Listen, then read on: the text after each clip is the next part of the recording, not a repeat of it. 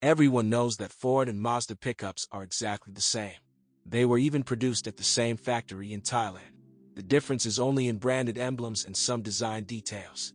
And in order not to get confused in the names, we will talk about the life of these pickups in the secondary market using the example of one of them, the Mazda BT-50. The premiere of the mid-size pickup truck of the classic layout Mazda BT-50 took place in 2006. The company was definitely not going to surprise potential buyers with anything. The car turned out to be as simple as its predecessor, the Mazda B2500. True, it has become larger, more powerful, heavier, and a little more comfortable. The basic scheme remained the same: a frame, a spring-dependent rear suspension, an independent torsion bar front, a separate body, and a cramped interior with a high floor. There was only one engine, a 2.5-liter diesel. The box is only mechanical, 5-speed, part-time drive with a reduction gear. The materials used are simple but solid. By the way, no frills for all the years of production did not appear. On the other hand, few people offered 4 airbags as standard in a pickup truck in those days. However, in Europe at that time there were not many pickups themselves. You can count on the fingers of one hand. Nissan Navara and MP300, Mitsubishi L200, yes, our couple, Ford Ranger with Mazda BT-50. The most comfortable and largest was, of course, Navara. Ranger and BT-50 took place after him. Then L200 and the utilitarian and very simple MP300 closed the line. In general, Ford and Mazda were some kind of real pickup trucks, although they obviously fell short of their American counterparts in most respects. But these were cars with the capabilities of an SUV and a truck at the same time. And besides, it is cheaper than SUVs of similar dimensions.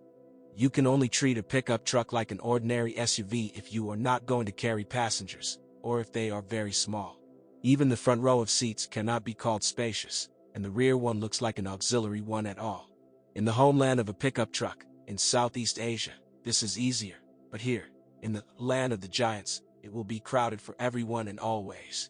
In addition, it is not always convenient to put luggage in the body, which is usual for trips with the family, and there is no place for it in the cabin.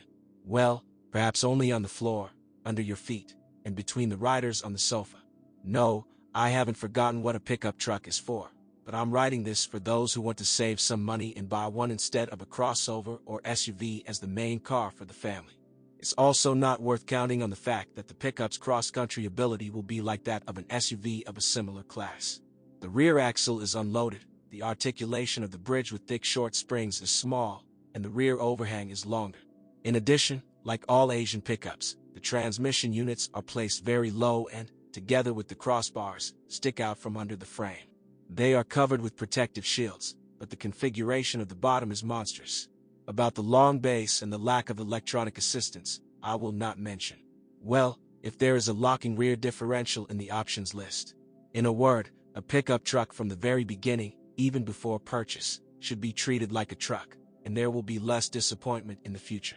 Structurally, the Mazda BT-50 is conceived with a large margin of safety.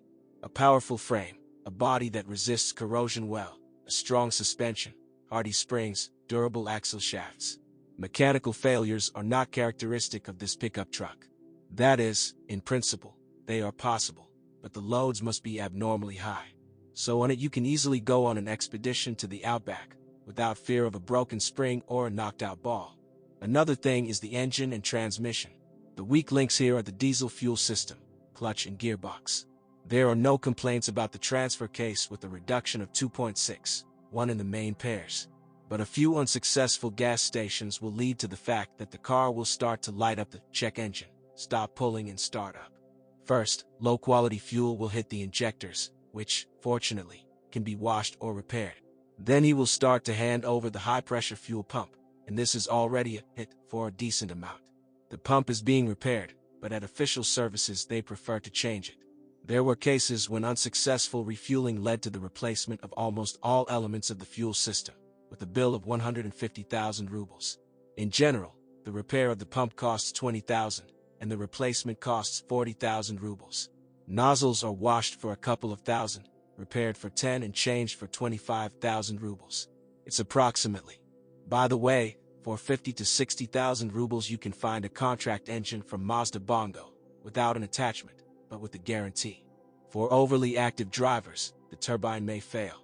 If this happens within the warranty period, it will be replaced free of charge.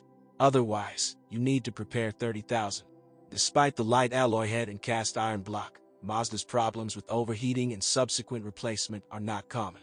The block is short and the cooling system is efficient. The timing belt drives a belt that changes every 80,000 kilometers and costs $4,000 without work with 2 rollers in the kit. Cold start can be affected by a small adjusting screw in the fuel line. It changes with the gasket and costs 1,500 rubles with work even at the dealer. In 2008, the BT-50 was upgraded. The most important thing that has been done is the gearbox has been strengthened. Early versions had weak first and second gears. Their bearings began to play, which led to clutch failure and transmission failures. The clutch can be replaced with a simpler, non-original one, since only a disc from Mazda will cost 20,000 rubles. Unofficials will sell an analog 3 times cheaper. It may require adjustment and replacement of the shift mechanism, which tends to knock out the gear off-road due to buildup and vibrations. This unpleasant property of a pickup truck is not tied to mileage and depends only on operating conditions. A consumable part during the entire production period was the steering pendulum. The mechanism here is worm gear, as it should be for a truck, but the strength of the elements is like that of a passenger car. The official pendulum costs crazy money, with work to replace about $200. If you buy on the internet and change in the garage, you can meet 3,000 rubles. Suspension rubber bands are also inexpensive. As usual, the stabilizer struts and front shock absorber bushings are the first to be surrendered. The rear suspension goes for a very long time, especially for those who do not carry anything heavier than a dirty rag in the back. In the case of using a pickup truck for its intended purpose, there may be options. But, I repeat, you need to try very hard to break the spring. If this happens, then it will not be possible to pick up our analogs, and the original is replaced by a pair, which costs about 70,000 rubles. It is possible, however, not to find the original, half the price, but this will require the help of those who understand the issue. Mazda BT-50 and Ford Ranger pickups are often bought because they look like macho cars, not like a tadpole monster that escaped from the laboratory. They are strong, reliable, and durable. There are few weak spots. At the same time, one must understand that with similar dimensions, it is not necessary to expect the comfort of business-class SUVs from trucks. Parking on a pickup truck, especially with the Kung in the back, is not very comfortable. Rescues the camera, which appeared after restyling. In Moscow, this is a problem at all. Pickups are still not allowed into the city center.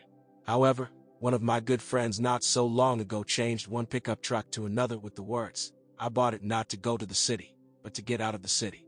And, believe me, everything will immediately fall into place.